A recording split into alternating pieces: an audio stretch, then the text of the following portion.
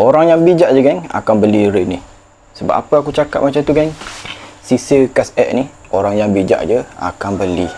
Sebab apa? Setiap pembelian korang akan dapat 2 spool untuk sisa kas X ni.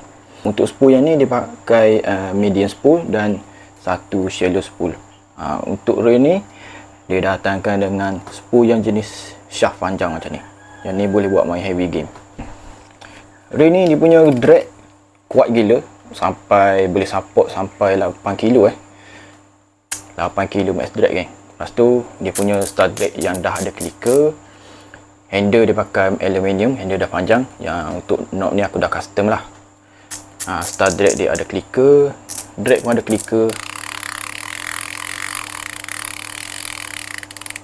Walaupun dia punya drag ni tak adalah drag nyaring, tapi tetap ada clicker geng. Yang paling menariknya drag dia memang kuat geng. Lepas tu main gear dia pakai brass main gear.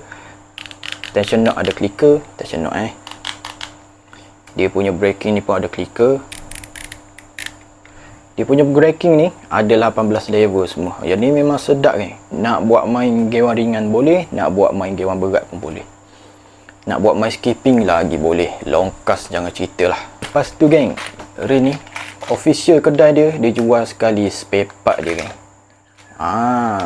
Reel yang mahal-mahal pun tak ada jual spare part macam ni geng. Serius aku cakap.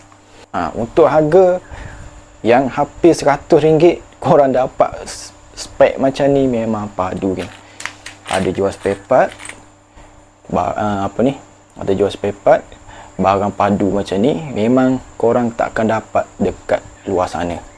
Untuk dia punya gear ratio 73:1, ball bearing dia 6+1, max drag dia 8 kilo lah.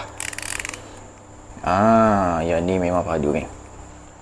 Nak buat main toman, haruan, siakap, korang patut cuba ring ni. Ok geng, nak dapatkan ring ni tekan beg kuning aku dekat bawah.